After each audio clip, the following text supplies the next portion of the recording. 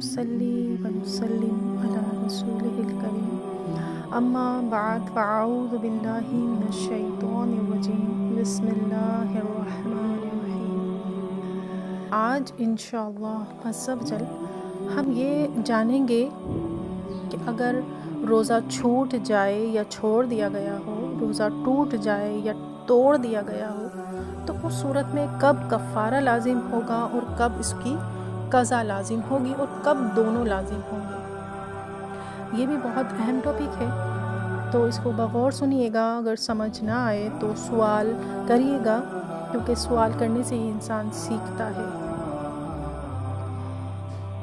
इसकी 3 सूरतें हैं। नंबर 1 सहवन यानी भूल कर, नंबर 2 ख़ताअन यानी गलती से, और नंबर 3 है अमदन यानी जानबूझकर। तो सहवन भूल कर से क्या मुराद है, यानी भूल कर इसकी फिर 2 सूरतें बनती हैं। एक रोज़ा याद ना हो, क्योंकि सहवन रोज़ा टूटा है या तोड़ दिया गया है, भूल कर हुआ है, तो उस सूरत में रोज़ा याद नहीं हो। दूसरी सूरत है रोज़ा तोड़ने वाला अमल जानबूझकर ना किया हो। इसकी दलील हदीस मुबारका से है कि जिसने जानबूझकर कुछ खा पी लिया तो वो अपने रोज़े को जारी रखे, क्योंकि उसे अल्लाह अज़्ज़ा वजल ने खिलाया और पिलाया है। अच्छा, इसका मसला भी एक ये है कि अगर हमारे सामने कोई भूल से कुछ खा पी रहा है तो क्या हमें उसे याद दिलाना चाहिए। जैसे अगर हमें याद है भाई रमज़ान है तो उसका भी रोज़ा है, सबका रोज़ा है, उस शख्स का भी है, और हमारे सामने अचानक से वो क्या करता है कि बस पानी पीने लगता है या कुछ खाने लगता है, तो अब हम क्या करेंगे। तो देखिए, इसकी भी 2 सूरतें बनती हैं। फ़ुक़हा कराम ने इस हवाले से 2 सूरतें बयान की हैं। नंबर 1 कि अगर कोई शख्स बुज़ुर्ग है जो अपने रोज़े को बमुश्किल पूरा कर रहा है, काफ़ी उनकी एज हो गई है, तो क्या करें कि आप उसे याद नहीं दिलाएंगे। वो उनको जो खा रहे हैं पी रहे हैं भूल से, खाने दें पीने दें, क्योंकि उन्हें हदीस मुबारका के तहत अल्लाह अज़्ज़ा वजल खिला और पिला रहा है। अच्छा, दूसरी सूरत क्या है कि अगर कोई सेहतमंद आदमी है, जवान है और बाआसानी रोज़ा पूरा कर सकता है, तो आप फ़ौरन से उसे याद दिलाइए कि आपका रोज़ा है, उसे याद दिलाना होगा। ठीक है, तो ये 2 सूरतें बनती हैं। अच्छा, इसका हुक्म ये है कि इस सूरत में अगर भूले से कुछ खा पी ले इंसान तो रोज़ा नहीं टूटता। दूसरी सूरत क्या है, वो है ख़ताअन यानी गलती से। पहली तो हो गई भूल कर, अब भूले से ही खाया पिया है तो उसमें रोज़ा नहीं टूटा। यहाँ हो रही है गलती। गलती जो होती है वो इंसान से सादिर होती है, ठीक है, चाहे गलती खुद ही करता है इंसान। तो ख़ताअन इसमें भी 2 सूरतें हैं कि रोज़ा याद था, और दूसरी सूरत ये है कि रोज़ा तोड़ने वाला अमल जानबूझकर नहीं किया। रोज़ा, अच्छा देखिए, पहले में क्या था कि रोज़ा याद भी नहीं था और रोज़े तोड़ने वाला अमल भी जानबूझकर नहीं किया, लेकिन इसमें रोज़ा तो याद है लेकिन जो अमल कर रहे हैं वो जानबूझकर नहीं हो रहा है। इसको मिसाल से समझिएगा।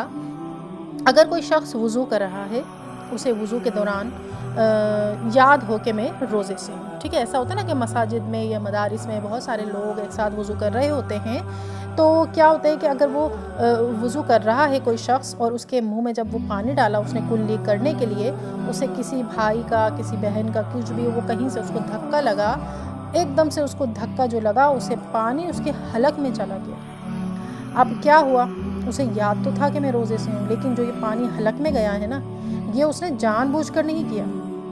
जब जानबूझकर उसने पानी हलक से नीचे नहीं उतारा, गलती से हुआ है, तो रोज़ा तो इस सूरत में उसका टूट जाएगा। फ़कत रोज़ा टूटेगा और उसकी क़ज़ा लाजिम होगी, कफ़ारा नहीं होगा इस सूरत में, ठीक है।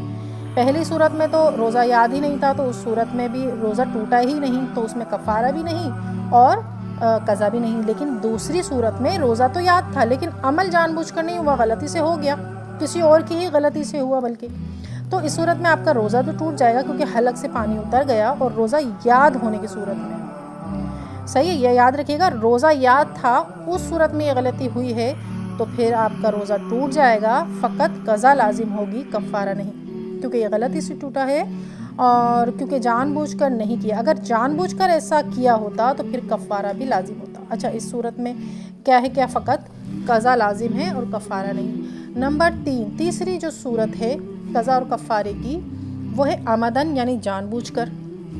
اب جان بوجھ کر کیا کیا ہے, اس کی بھی 2 صورتیں ہیں کہ روزہ بھی یاد ہے اور روزہ توڑنے والا عمل جان بوجھ کر کیا ہے. اب اس کی کوئی بھی مثال ہو سکتی ہے.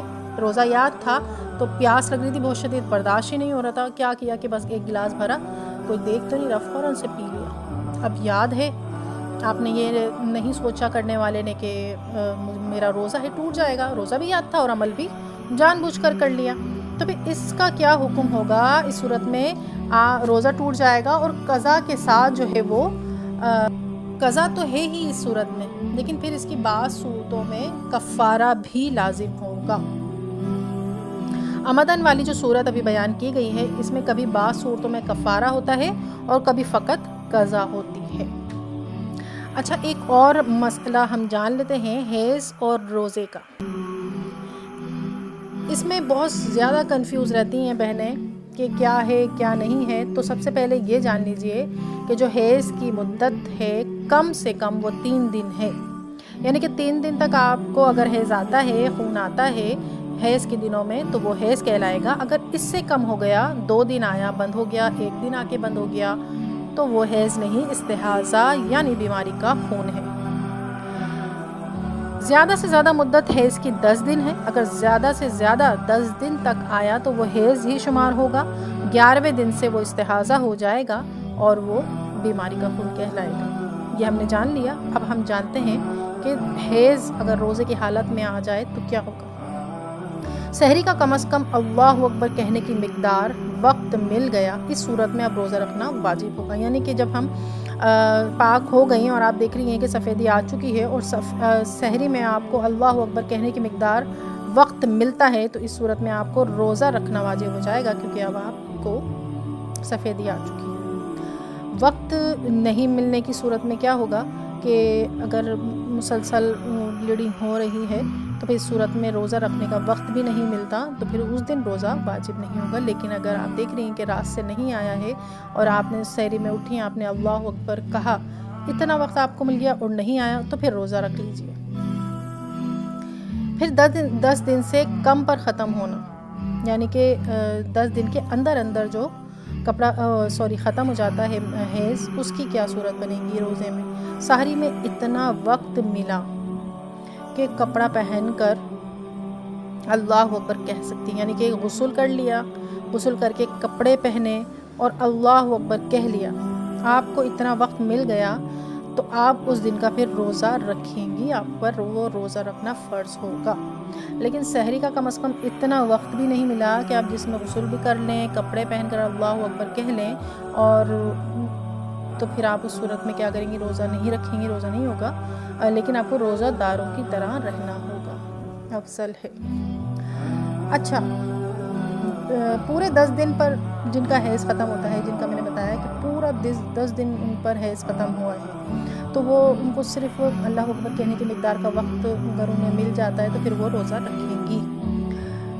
تو اس کی کس طرح سے مثال ہے, اس کو اس طرح سمجھیے کہ آخری 5 منٹ ہیں سحری کے, اور آپ نے محسوس کیا کہ اب میں پاک ہو چکی ہوں, سفیدی آ چکی ہے. سفیدی کس طرح سے آپ کو میں سفید رتو بتائی تھی, ٹھیک ہے, اور 10 دن میں آپ 5 ہوئیں پوری, تو 10 دن میں 5 منٹ رہ گئے ہیں اور اللہ اکبر آپ کہہ سکتی ہیں, تو آپ روزہ رکھنا آپ پر واجب ہو جائے گا. یعنی آپ کو پھر اگر سحری میں پھر ٹائم بھی نہیں بچا, صرف سحری میں 5 منٹ رہتے ہیں اور ختم ہو جائے گی سحری, اور آپ نے دیکھا کہ سفیدی آ چکی ہے, تو پھر اس دن کا آپ روزہ رکھیں گی, چاہے بغیر سحری کے رکھنا پڑے, کیونکہ ٹائم نہیں ہوگا سحری میں. اچھا دوسرے کی مثال, یعنی 10 دن سے کم پر ختم ہوا ہے, 7, 6, 5 ان دنوں میں ختم ہوا ہے, تو اس طرح وہ کیا کریں گی کہ اگر 5 منٹ سے پہلے بھی پاک نہیں ہوئی اور اللہ اکبر کہنے کا بھی وقت نہیں ملا, تو پھر نارمل سی بات ہے کہ وہ روزہ ان پر واجب نہیں ہوگا. صحیح. تو یہ تمام جو ہے مسائل آج ہم نے حیض کے بھی جانے ہیں اور کفارے اور قضا کے بھی جانے ہیں. انشاءاللہ حیض اور روزوں کے ضروری جو مسائل ہوتے ہیں وہ اکثر بہنوں کے ساتھ پیش آتے ہیں, وہ کنفیوز رہتی ہیں, انشاءاللہ وہ ہم اگلے لیکچر میں جانیں گے. دعا میں یاد رکھیے گا. السلام علیکم ورحمۃ اللہ وبرکاتہ.